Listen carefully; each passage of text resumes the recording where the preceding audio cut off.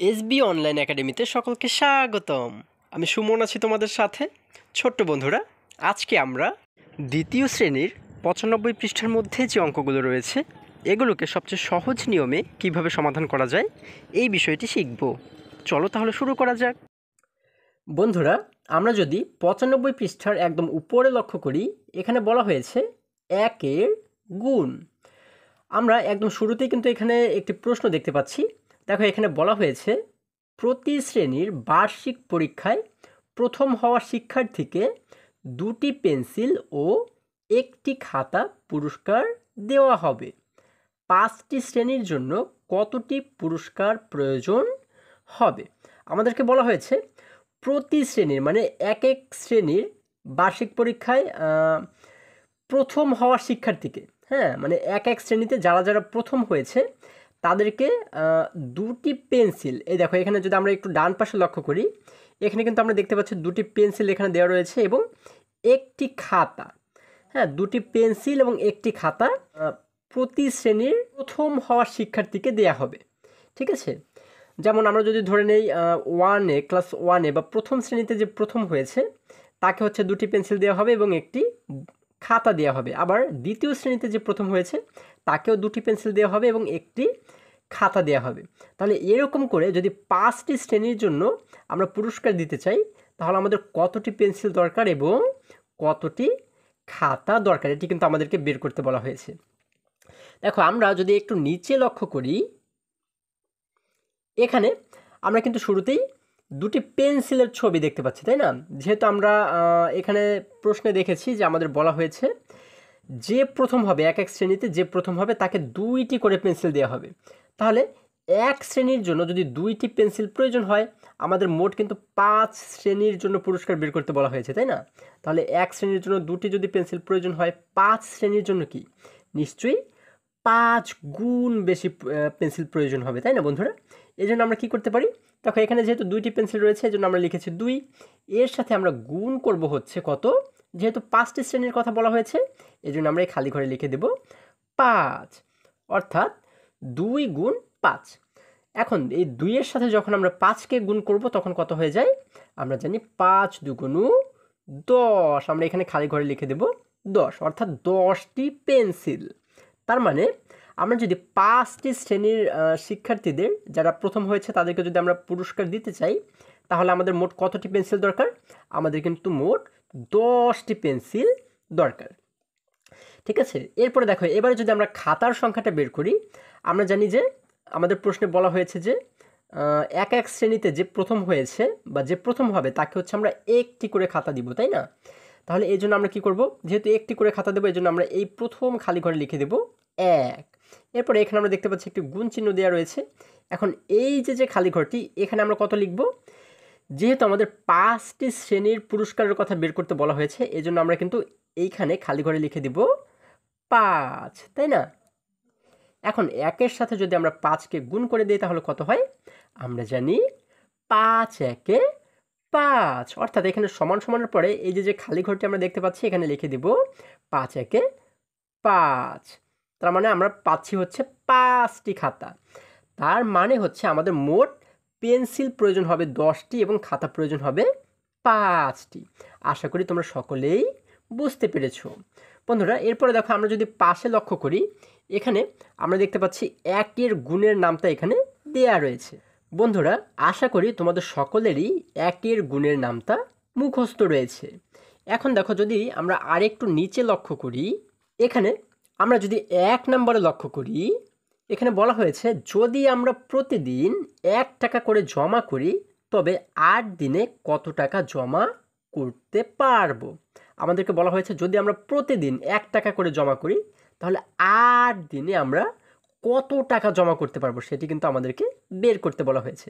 বন্ধুরা, আমরা যদি 1 দিনে 1 টাকা জমা করি তাহলে 8 দিনে কি আমাদের টাকা বেশি জমা হবে না কম জমা হবে?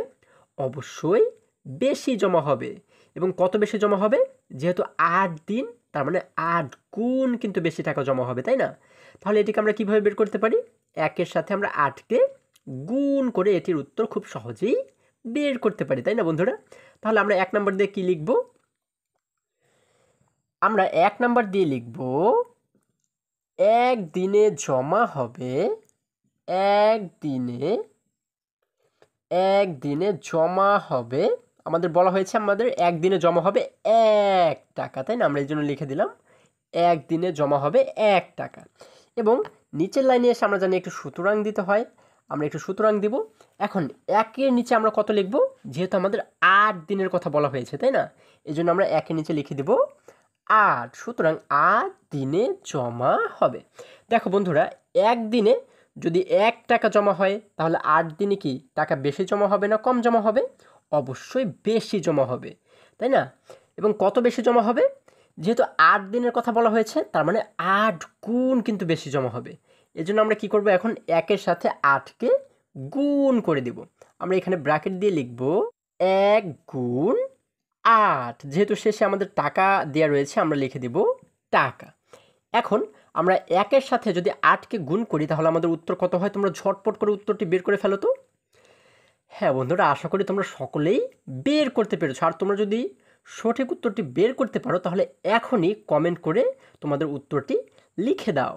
বন্ধুরা, আমরা জানি 1-এর সাথে 8-কে গুণ করলে হয় 8 একে 8, এবং শেষে যেহেতু টাকা রয়েছে আমরা লিখে দিব টাকা। অর্থাৎ 8 দিনে জমা হবে 8 টাকা। তার মানে এই 8 টাকা হচ্ছে কি আমাদের উত্তর। আমরা উত্তর দিয়ে লিখব, আমরা উত্তর দিয়ে লিখব 8 টাকা। তাহলে কিন্তু আমাদের এই অঙ্কটি সমাধান করা হয়ে গেল। বন্ধুরা, এরপরে যদি আমরা পরবর্তী অঙ্কে চলে যাই, এখানে 2 নাম্বার আমাদেরকে বলা হয়েছে একটি শ্রেণীর প্রথম বেঞ্চে 5 জন, দ্বিতীয় বেঞ্চে 6 জন এবং তৃতীয় বেঞ্চে 8 জন ছাত্র আছে। প্রত্যেক ছাত্রকে 1 টাকা করে প্রদান করলে কত টাকা প্রয়োজন হবে? বন্ধুরা, আমাদেরকে বলা হয়েছে যে একটি শ্রেণীর প্রথম বেঞ্চে হচ্ছে 5 জন ছাত্র রয়েছে, দ্বিতীয় বেঞ্চে 6 জন ছাত্র রয়েছে এবং তৃতীয় বেঞ্চে 8 জন ছাত্র রয়েছে। এখন এই সব ছাত্রের মাঝে আমরা যদি 1 টাকা করে প্রদান করি তাহলে মোট কত টাকা প্রয়োজন হবে সেটি কিন্তু আমাদের বের করতে বলা হয়েছে। তাহলে এটি আমরা কিভাবে করে বের করতে পারি? বন্ধুরা, শুরুতে কিন্তু আমাদেরকে বের করতে হবে যে এই যে 3টি বেঞ্চ, প্রথম বেঞ্চ, দ্বিতীয় বেঞ্চ এবং তৃতীয় বেঞ্চ, এই 3টি বেঞ্চে মোট কতজন ছাত্র রয়েছে সেটি কিন্তু আমরা আগে বের করব। ঠিক আছে? তাহলে আগে আমরা ছাত্র সংখ্যাটা কিভাবে করে লিখতে পারি বা কিভাবে করে বের করতে পারি? আমরা 2 নাম্বার দিয়ে লিখব, আমরা 2 নাম্বার দিয়ে লিখব প্রথম বেঞ্চে, প্রথম বেঞ্চে ছাত্র আছে, ছাত্র আছে। আমাদেরকে কি বলা হয়েছে বইয়ে? প্রথম বেঞ্চে ছাত্র রয়েছে হচ্ছে 5 জন, তাই না? আমরা এখানে লিখে দেব 5 জন। এরপরে প্রথমে নিচে লিখবো হচ্ছে আমরা এবারে দ্বিতীয়, আমরা লিখব দ্বিতীয় বেঞ্চে ছাত্র আছে। দ্বিতীয় বেঞ্চে কতজন ছাত্র রয়েছে? দেখো, আমরা যদি লক্ষ্য করি এখানে বলা হয়েছে দ্বিতীয় বেঞ্চে রয়েছে 6 জন ছাত্র, তাই না? তাহলে আমরা এই 5-এর নিচে লিখে দেব কিন্তু 6, যেহেতু শেষে জন রয়েছে আমরা লিখে দেব জন। দেখো, প্রথম বেঞ্চের ছাত্র সংখ্যা আমরা লিখেছি, দ্বিতীয় বেঞ্চের ছাত্র সংখ্যা আমরা লিখেছি। এবারে লিখব হচ্ছে তৃতীয় বেঞ্চে, আমরা লিখে দেব তৃতীয় বেঞ্চে ছাত্র আছে। এখন তৃতীয় বেঞ্চে কতজন ছাত্র রয়েছে? আমরা দেখতে পাচ্ছি তৃতীয় বেঞ্চে 8 জন ছাত্র রয়েছে, তাই না?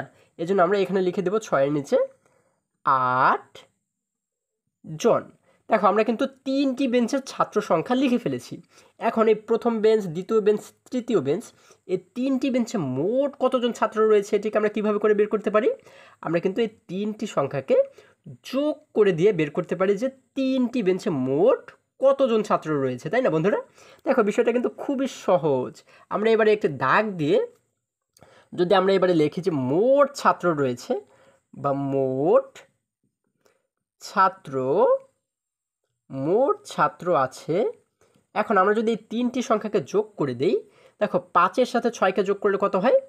আমরা জানি 5-এর সাথে 6-কে যোগ করলে হয় 11, এবং এই 11-এর সাথে যদি আমরা 8-কে যোগ করে দেই তাহলে 11 এবং 8 মিলে হয়ে যায় হচ্ছে 19, তাই না? তাহলে আমরা এখানে লিখে দিব 19 জন। আবারও দেখো 5-এর সাথে 6কে যোগ করলে হয় 11, 11-র সাথে 8কে যোগ করলে হয়ে যায় 19। আমরা এই জন্য লিখে দিলাম 19 জন, অর্থাৎ আমাদের মোট ছাত্র আছে হচ্ছে 19 জন। আমরা কি করতে পারি, এখানে শুরুতে একটি সুতরাং চিহ্ন দিতে পারি, তাই না? সুতরাং মোট ছাত্র আছে 19 জন। এখন দেখো আমাদের কিন্তু বলা হয়েছে যে এই প্রত্যেক ছাত্রকে যদি 1 টাকা করে প্রদান করা হয় তাহলে কত টাকা প্রয়োজন হবে, এটি কিন্তু আমাদেরকে এবারে বের করতে হবে, তাই না? যেহেতু 19 জন ছাত্র রয়েছে, তাহলে 19 জন ছাত্রকে আমরা কি করব, প্রত্যেকে মানে একে একজনকে আমরা 1 টাকা করে দিব। তাহলে এই 19 জন ছাত্রের জন্য কত টাকা প্রয়োজন হবে সেটিকে আমরা বের করতে পারি। তাহলে আমরা এটিকে কিভাবে করে বের করতে পারি, আমরা শুরুতে লিখব হচ্ছে একজন ছাত্রের জন্য প্রয়োজন হবে 1 টাকা, তাই না? আমরা লিখব একজন ছাত্রের জন্য প্রয়োজন কত টাকা? আমরা জানি একজন ছাত্রের জন্য প্রয়োজন হচ্ছে 1 টাকা। যেহেতু আমরা প্রত্যেক ছাত্রকে বা একজন ছাত্রকে 1 টাকা করে দিব, তাই না? এই জন্য লিখলাম একজন ছাত্রের জন্য প্রয়োজন 1 টাকা। সুতরাং আমরা এখানে একটু সুতরাং দেব। আমাদের মোট ছাত্র রয়েছে কতজন? আমরা বের করেছি 19 জন, তাই না? তাহলে এবার আমরা এই 1-এর নিচে লিখে দিব 19 জন। সুতরাং 19 জন ছাত্রের জন্য প্রয়োজন। বন্ধুরা, একজন ছাত্রের জন্য যদি 1 টাকা প্রয়োজন হয় তাহলে 19 জন ছাত্রের জন্য কি বেশি প্রয়োজন হবে না কম প্রয়োজন হবে? অবশ্যই বেশি প্রয়োজন হবে, তাই না? এবং কত বেশি প্রয়োজন হবে? যেহেতু 19 জন ছাত্র, তার মানে 19 গুণ কিন্তু বেশি প্রয়োজন হবে। এই জন্য আমরা কী করতে পারি, এই 1-এর সাথে 19কে গুণ করে দিতে পারি, তাই না? তাহলে আমরা এখানে ব্র্যাকেট দিয়ে লিখব 1 গুণ 19, এবং শেষে যেহেতু টাকা রয়েছে আমরা লিখে দিলাম টাকা। এখন দেখো যদি আমরা সমান সমান দিয়ে এটিকে সমাধান করার চেষ্টা করি, আমরা 1-এর সাথে যদি 19কে গুণ করি তাহলে কত হবে? আমরা জানি 1-এর সাথে যে কোনো সংখ্যাকে গুণ করলে কিন্তু সেই সংখ্যাটাই উত্তর হবে, অথবা আমরা কিন্তু চাইলে পাশেও গুণ করে দেখতে পারি।